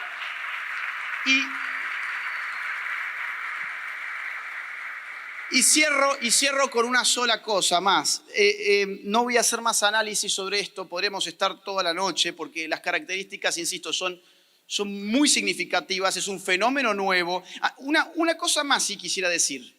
Fíjense que la segunda ola del socialismo del siglo XXI ya no llega con esa retórica antiimperialista, vamos a expropiar. Te llega con una lógica mucho más sutil de lo que podríamos decir la dialéctica continuidad o cambio. Continuidad o cambio. ¿Quién es la continuidad en Chile? El piñerismo. ¿Quién es el cambio? Boric. ¿Quién es la continuidad en Perú? El fujimorismo. ¿Quién es el cambio? Castillo. ¿Quién es el cambio en Colombia? Petro. ¿Quién es la continuidad? Fico Gutiérrez. ¿Quién fue la continuidad en México? El PAN, el PRI y el PRD. ¿Quién es el cambio? Morena. López Obrador. La derecha no ha sabido incorporarse en esa dialéctica mostrándose a sí misma como cambio. ¿Por qué? Porque del centro al centro derecha no pueden presentarse como cambio. En cambio, una nueva derecha sí que es un cambio. Fíjense ustedes, nadie puede decir que Vox no es un cambio en España. Nadie puede decir que Bolsonaro no ha sido un cambio para Brasil. Nadie puede decir que Donald Trump ha sido un cambio para la historia de Estados Unidos. Nadie puede decir que lo que trae Javier Milei a la Argentina no sea un cambio. Nadie puede decir que lo de Kast no haya sido una intención de cambio también. Entonces, juguemos con esa misma dialéctica. Hagamos un cambio, pero por derecha, y eso es una nueva derecha. Voy a cerrar con una sola cosa. Miren, el libro, me preguntaron del editorial, ¿a quién se lo dedicás? ¿Para quién va el libro? Yo estaba en una gira, para mí eso ya estaba terminado. Y le dije, no, a nadie, ya está, sácalo así, basta. Ya estoy cansado, fueron muchos años. Y de la editorial me dijeron, ok, pero no sé bien por qué a la semana siguiente me vuelven a preguntar lo mismo. No sé si no se percataron de la respuesta o si se confundieron, pero me vuelven a preguntar lo mismo. Yo ya no estaba en la gira y lo repensé y dije, bueno, a ver, ¿a quién se lo dedico? Vieron en la primera página, ¿no? O en la tercera página, por ahí aparece. ¿A quién le dedico el libro? No, a nadie en concreto. Se lo quiero dedicar a un conjunto de personas. A un conjunto de personas que creo que nos identificamos mutuamente. ¿Saben por qué? Porque ese conjunto de personas somos los que estamos resistiendo. Por eso el libro está dedicado a los que están resistiendo. ¿Quiénes son los que resisten?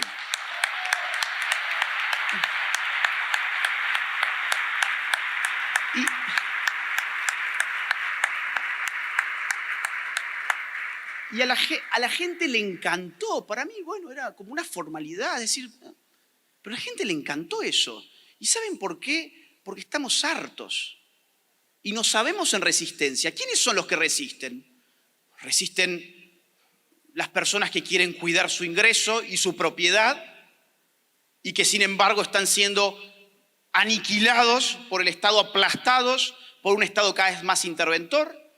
Resisten los padres de familia que quieren educar a sus hijos en sus valores, en sus normas, y que tienen un Estado que se quiere meter con el niño incluso sexualmente. Resisten los chicos que van a la escuela y que han despertado y que tienen 14, 15 años y muchos de ellos están acá y se dan cuenta que los están adoctrinando y están resistiendo y se están informando y se toman el tiempo de venir a una conferencia como esta y se toman el tiempo de empezar a leer cosas que les puede costar mucho, pero saben que es el principio de su cultura. Están resistiendo los que van a la universidad y que tienen que pasar por esa trituradora, que son las facultades, por ejemplo, de humanidades o de ciencias sociales, que no te enseñan nada, te meten basura en la cabeza y te mandan a buscar trabajo. Y después el trabajo que buscan es en el Estado, porque nadie los quiere contratar. Y que sin embargo resisten y se le paran a un profesor y se le paran a sus compañeros y que están solos, pero tienen argumentos y debaten. Están resistiendo los hombres, demonizados por la cultura feminista contemporánea, a los cuales se les está haciendo creer que su masculinidad es tóxica y a los cuales se los invita a autodenigrarse.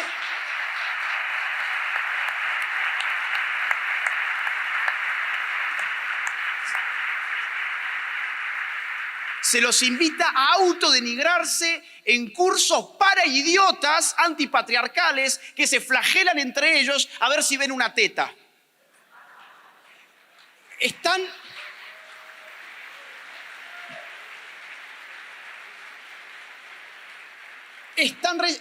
resistiendo también las mujeres, que se dan cuenta que el feminismo era un colectivismo. Y se dan cuenta que esas mismas que te decían que te tenías que empoderar, si ya no repetís lo que ellas dicen, sos menos mujer que ellas. Ya no te mereces llamarte mujer.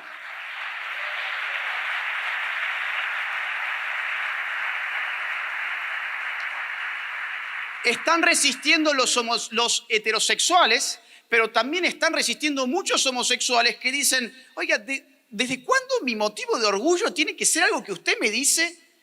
Que mi orgullo se reduce a lo que yo hago en mi cama. No se meta en lo que yo hago en mi cama. No politice mis relaciones ni mi orientación sexual. Hay homosexuales de derechas que resisten las presiones del lobby LGBT. Hay incluso transexuales de derechas que han sido engañados y se saben hoy engañados porque les dijeron que el sexo se cambiaba como el color de la camisa y resulta que eso no era cierto, pero dejaba plata y creaba un ministerio de género. Están resistiendo los creyentes, a los quienes se los pisotea como a nadie. Se les pisotea su fe, se les pisotea sus instituciones, se los ridiculiza a diario. Se atenta contra su objeción de conciencia y contra su libertad de culto.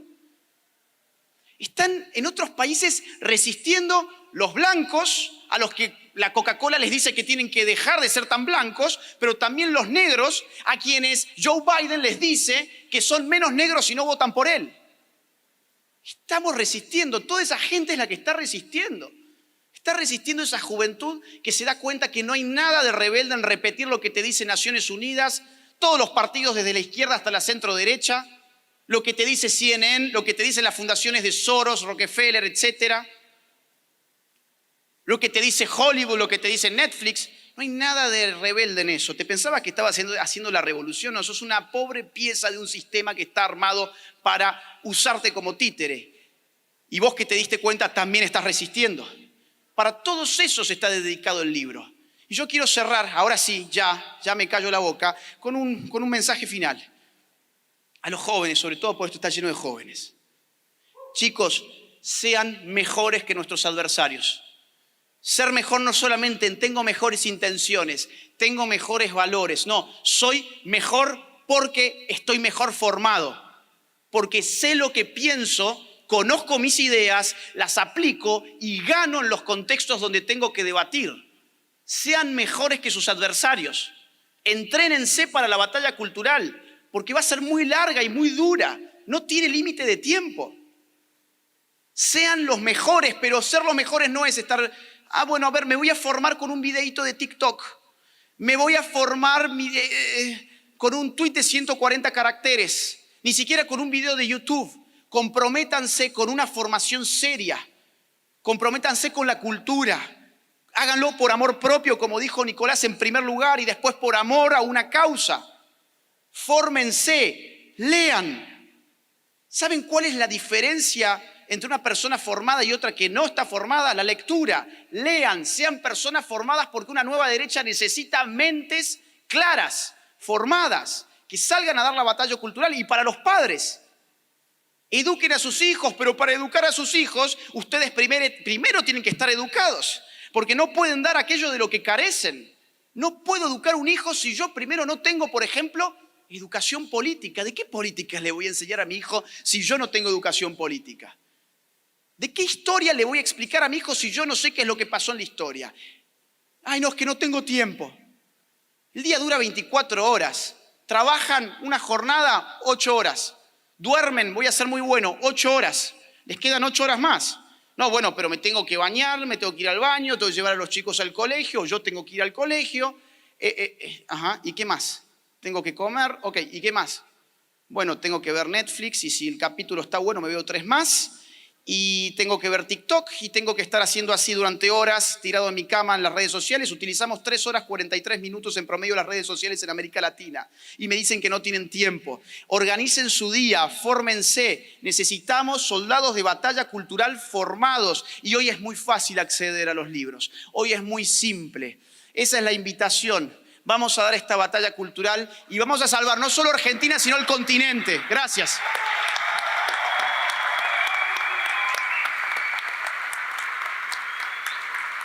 Mi trabajo no se financia ni con el dinero de los políticos ni con el dinero de los impuestos de los ciudadanos a través de subsidios estatales. Al contrario, este video, este canal y todo el trabajo de batalla cultural que estoy dando desde hace años se financia íntegramente gracias a los aportes económicos libres y voluntarios de las personas que valoran lo que hago. De modo que si querés colaborar económicamente conmigo, te invito a que te suscribas en mi Patreon. El link queda en la caja de descripción de este video. O bien que te unas a mi canal de YouTube en el botón que encontrarás que dice unirse. Si no podés colaborar económicamente, no te preocupes, hay muchas otras formas de colaborar. Por ejemplo, difundiendo este video en tus redes sociales, en tus grupos de WhatsApp y en todas las plataformas que consideres oportunas. Muchas gracias desde ya.